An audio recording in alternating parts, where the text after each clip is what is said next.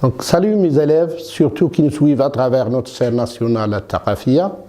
Ravi de vous retrouver encore pour une autre séance, pour une nouvelle séance, pour la même leçon intitulée La probabilité, qui est destinée à nos chers élèves des branches techniques et scientifiques. Comme vous suivez, on s'est arrêté juste, on a déjà traité le paragraphe probabilité, les événements, l'indépendance des événements, qui vous mènera directement à notre chapitre probabilité conditionnelle. Déjà le mot conditionnel, ça veut dire donc c'est conditionnel surtout entre deux événements. L'un va conditionner l'autre. Donc la réalisation d'un événement avant l'autre influence sur la réalisation du deuxième. Donc on va traiter ceci à l'aide d'un exemple. Je vais vous proposer un exemple. L'exemple classique, c'est toujours les boules, le tirage des boules colorées en deux couleurs. Une urne contient 7 boules, 3 boules classifiées selon leur couleur, 3 boules rouges et 4 boules noires. On suppose que toutes les boules sont indiscernables au toucher. J'explique toujours pour les gens qui nous rejoignent pour l'instant. Indiscernable toucher, c'est quoi? Ça veut dire lorsque je mets la main au sac, je sens qu'il n'y a pas une différence entre les objets qu'on va sélectionner ou parmi lesquels je dois sélectionner les objets. Donc ils sont semblables, lorsque je les touche, ils sont tous semblables, donc il n'y a aucune différence entre les boules rouges et les boules noires, que ce soit la forme ou bien la forme surtout. On suppose que toutes les boules sont indiscernables au toucher. C'est quoi? C'est exactement, quelle est l'importance de cette phrase-là? Cette phrase, c'est la phrase qui m'indiquera, ou qui permettra à utiliser la formule des probabilités qu'on a déjà vue. Cardinal, les probabilités des événements égale à cardinal de l'événement divisé par le cardinal de oméga.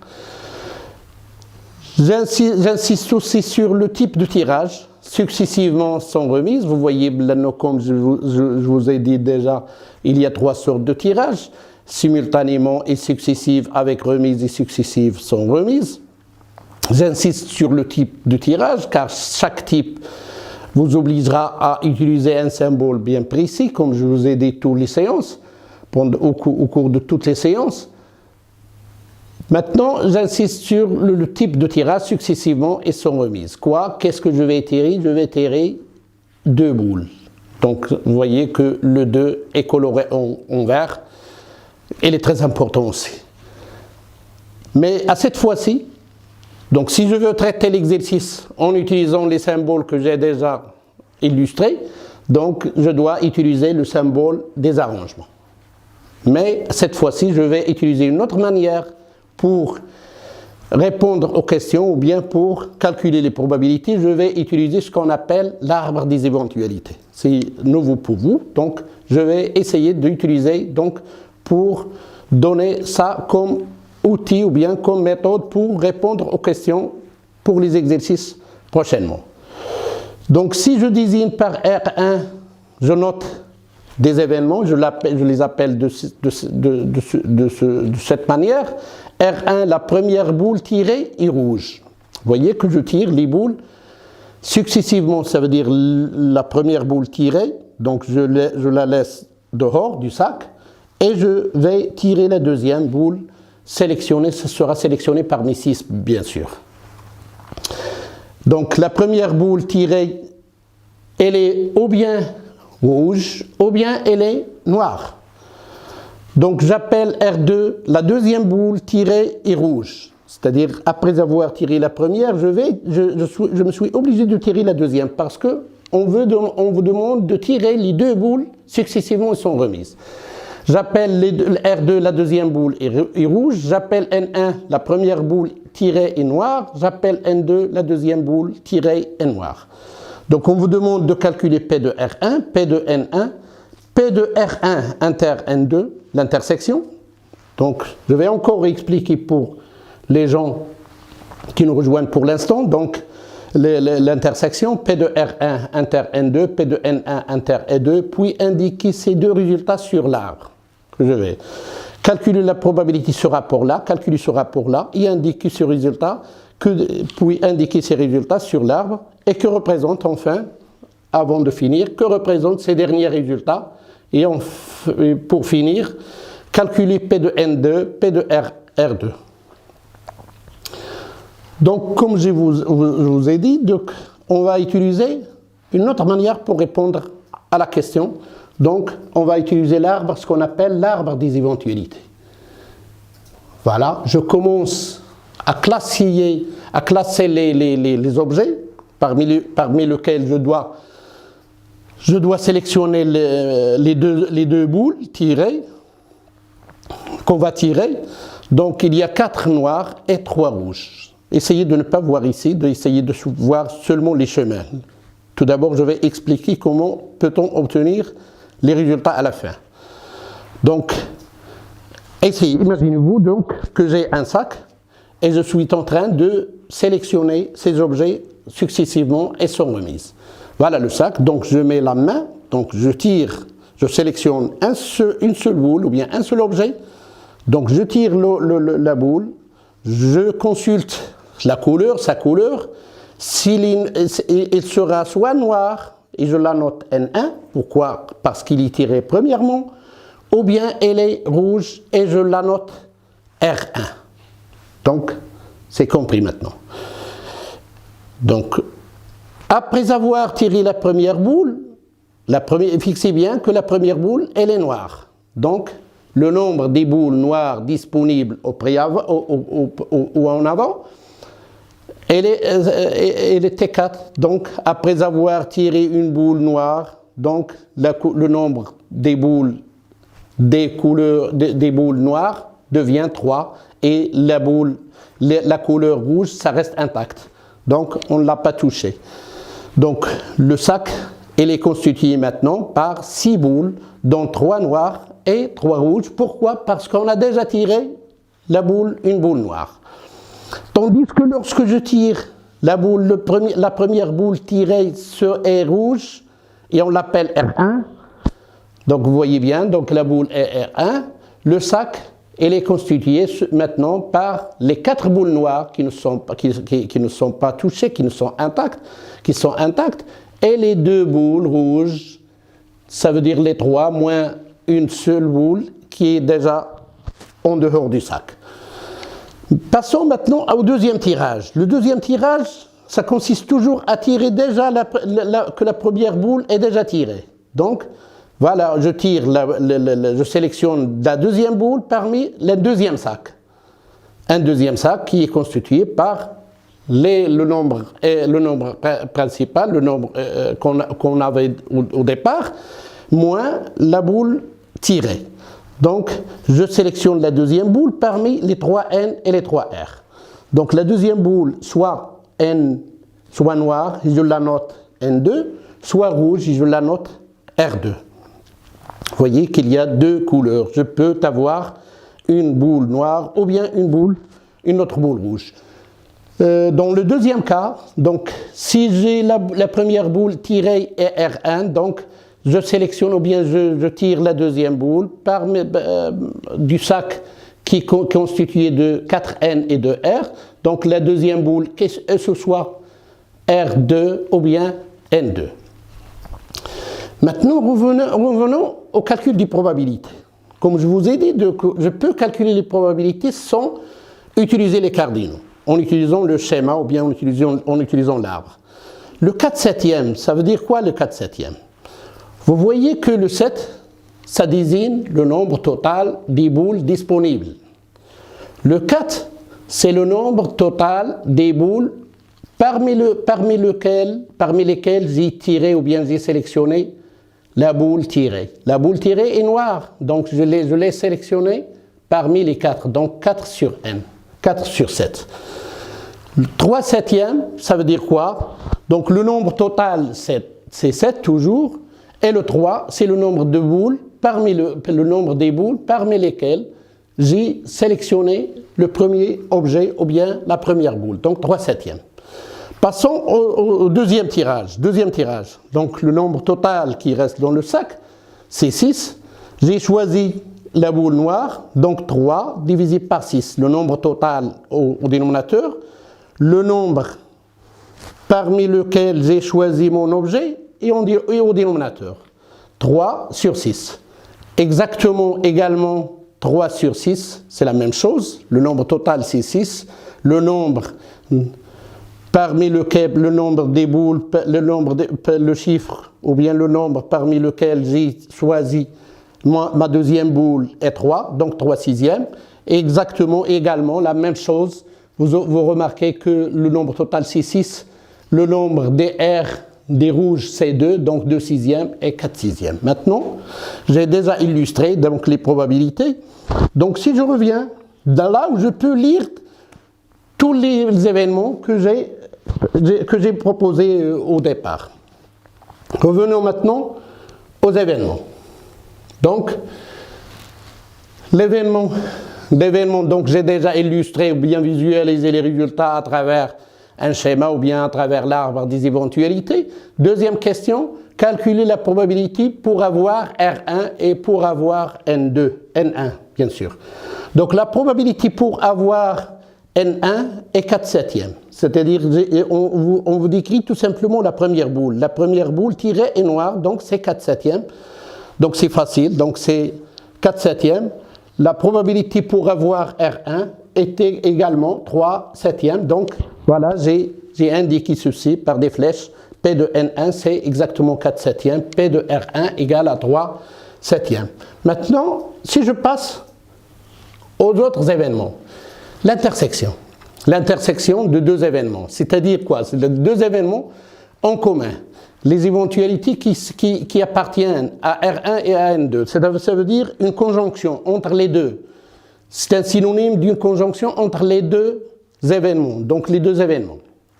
Ou bien une conjonction, plus précis, une conjonction entre les deux descriptions. La description de R1 et la description de N2. La description de R1, c'est quoi? Obtenir la boule rouge. La première boule tirée est rouge. La deuxième boule tirée est noire. Donc, si je remarque bien, donc la première boule est rouge et la deuxième boule est noire. Donc, c'est un chemin. C'est le long du chemin. Donc, la probabilité de cet événement-là, donc, c'est quoi? C'est une conjonction. Je vous ai dit que c'est une conjonction. Lorsqu'il s'agit d'une conjonction entre deux descriptions, vous n'avez qu'à multiplier les deux choix. Donc, je multiplie le choix de R1 multiplié par le choix de N2. Donc, c'est la probabilité de, vous voyez bien, donc la probabilité de N1, la probabilité de R1 inter N2, c'est ça la première question demandée.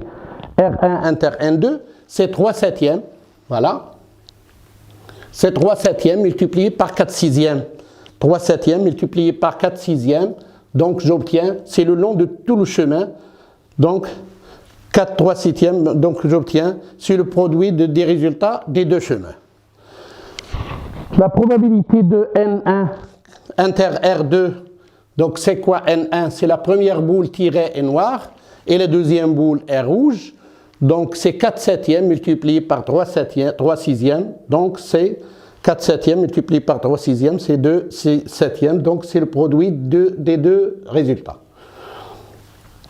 Maintenant passons à la quatrième question. On vous demande de calculer ce rapport-là. Le rapport de ces deux résultats. Donc on a déjà calculé P de R1 inter N2.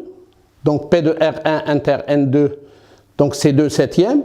Divisé par P de R1 égale à 3/7. Donc je calcule bien, c'est 2/3. P de N1 inter R2, N1 c'est quoi? C'est 2/7 divisé par 4/7. Donc ça donne 1/2. On vous demandera de désigner ces résultats ou bien dans l'arbre. Donc vous mémorisez bien, c'est donc R1 inter N2. Ou bien je prends N1 inter R2. Voilà, N1 inter R2, c'est le long de ce chemin-là. Voilà, c'est tout ceci. Voilà, celui-là multiplié par celui-là. Je divise par P de N1, qui est égal P de N1, c'est 4/6. Donc si je divise ce produit-là par celui-là, donc qu'est-ce qu'il me reste? Il me reste les 3/6. C'est 1/2, c'est exactement 1/2. Voilà, on vous demande d'indiquer ce résultat dans l'arbre. Donc c'est quoi? C'est le résultat de ce tranchant-là, bien ce morceau-là, bien ce chemin-là. Donc c'est 3/6. Donc l'autre c'est la même chose. Donc c'est quoi? C'est exactement celui-là. Donc P. Donc que veut dire? Qu'appelle-t-on ce symbole-là ou bien ce résultat? Que désigne ce résultat-là? Voyez bien donc le résultat. Donc P de R1. Voilà, P de N1 inter R2 divisé par P de N1 désigne la probabilité d'avoir donné une description à ceci, donc désigne la probabilité d'avoir la deuxième boule rouge, sachant que la première boule tirée est noire. Voyez bien? Donc si je reviens au schéma, voilà le résultat de P de N1 inter R2 divisé par P de N1, donc c'est un résultat qu'on peut avoir lorsqu'on sait déjà que la première boule tirée est noire. Donc voilà, c'est la description de cet événement, de cette probabilité-là. Je répète, le résultat désigne le résultat d'avoir un R2 sachant qu'on avait N1 au premier ordre, c'est-à-dire la première boule tirée est noire. Donc on peut donner une notation à ceci. On peut donner une notation. La notation qu'on pourra donner à ce résultat, la probabilité d'avoir R2 sachant que la première boule tirée est noire. Donc c'est exactement le résultat. Il est exprimé en fonction de l'intersection, en fonction de ce rapport.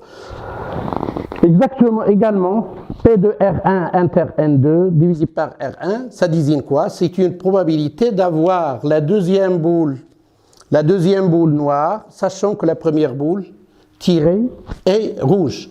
La probabilité d'avoir, voilà, donc on peut symboliser ceci par le symbole P de N2 sachant R1. P de N2 sachant R1, donc il est exprimé en fonction de ce rapport-là, P de R1 inter N2 divisé par P de R1. Il s'agit donc d'une probabilité conditionnelle, c'est ce qu'on appelle une probabilité conditionnelle. Donc on va donner la définition générale d'une probabilité conditionnelle. Vous voyez bien qu'on a la description, l'obtention de la deuxième boule est conditionnée par la première. Comment elle est la première boule pour avoir une deuxième boule de telle couleur? Il s'agit donc d'une probabilité conditionnelle. Revenons maintenant à la dernière question. Pour avoir P de R2, la probabilité d'avoir R2, vous voyez R2, il se trouve en deux chemins différents. Donc pour avoir R2, vous n'avez qu'à multiplier ceci, multiplier ce chiffre-là, multiplier par ce chiffre-là, car pour avoir R2, il faut tirer tout d'abord la première boule. Donc il faut multiplier 4/7 par 3/6 et additionner ceci à 3/7 multiplié par 2/6. Donc si je veux donner une formule, c'est exactement la formule de probabilité totale. Donc 4/7, c'est quoi? C'est P de N1 multiplié par une probabilité conditionnelle, P de R2 sachant N1, plus P de R1 multiplié par P de R2 sachant R1. Donc la formule générale des probabilités, c'est exactement la formule des probabilités totales. Donc je vais donner ça comme remarque. P de R2 égale à P de R1 multiplié par le fait d'avoir R2 sachant que la première boule est R1, plus P de R2 sachant que la première boule est N1 multiplié par N1, donc ça donne, le calcul ça donne 3/7. Donc les calculs sont simples. P de N2 exactement c'est la même chose, P de N2 sachant R1, P2, N2, sachant N1, donc les calculs, ça donne 4 septièmes. Donc, la formule, elle s'appelle la formule de probabilité totale. Je généralise maintenant. Ça veut dire une probabilité conditionnelle et quand est-ce qu'on sait qu'on aura une probabilité conditionnelle. Étant donné deux événements non vides, ils doivent être non vides dans un univers. Ça veut dire non vide, ça veut dire il contient au moins, chaque événement contient au moins une éventualité, au moins. La probabilité d'avoir, lorsque vous entendez le mot, vous remarquez à quoi j'ai fait attention bien, vous devrez se méfier de ces mots-là, ou bien vous devrez faire attention à ces mots-là qu'on pourra utiliser pour décrire l'objectif. La probabilité d'avoir l'événement A, sachant que l'événement B se réalise. Voilà, vous entendez ces mots-là. Avoir un événement, la probabilité d'avoir un événement, sachant qu'un événement se réalise. Un autre événement se réalise, c'est B. Lorsque vous entendez ces mots-là, donc il s'agit d'une probabilité conditionnelle qu'on pourra noter. La probabilité d'avoir l'événement A, donc ce que vous voulez, c'est avant sachant. Ce que l'événement demandé ou bien l'événement désiré. L'événement A, sachant que l'événement B est déjà réalisé. Et défini par, voilà la formule, donc l'événement qu'on pose ou bien qu'on fixe comme condition, c'est par lequel on divise. Donc on le met au dénominateur, donc P de A sachant B, donc c'est exactement P de A inter B divisé par P de B. Et comme vous remarquez que la probabilité je peux obtenir une formule de l'intersection, P de B multiplié par une probabilité conditionnelle, ou bien le contraire, également P de A multiplié par P de B sachant A, ça donne aussi l'intersection. Et comme cas particulier, lorsque les événements sont indépendants, ça veut dire l'événement A n'influence pas l'événement B ou bien ou le contraire. Alors, ça veut dire quoi? Ça veut dire lorsqu'ils sont indépendants, ça veut dire que l'intersection égale à P de A fois P de B. Donc, si je simplifie par P de B, je me reste P de A sachant B, c'est exactement P de A. Ça veut dire quoi? Ça veut dire quoi? Ça veut dire que A n'intervient pas dans la réalisation de B. Donc, ça n'intervient pas dans l'intersection de B. Donc, je vous laisse le soin de faire un exercice pour la séance prochaine, Inch'Allah. Pour la séance prochaine, Inch'Allah. Donc, je vous propose un bac 2018 session de rattrapage, là où je peux utiliser la probabilité conditionnelle. On fera la correction pour la séance prochaine. Donc, exercice. Donc, une urne contient 12 boules. Donc, classique de ce type-là. Donc, essayez de préparer cet exercice pour la séance prochaine. On va le traiter, on va faire la correction pour la séance prochaine. Donc, on s'arrête jusqu'à maintenant, on s'arrête là. Et on se retrouvera pour une nouvelle séance pour traiter cet exercice-là. Au revoir et à bientôt.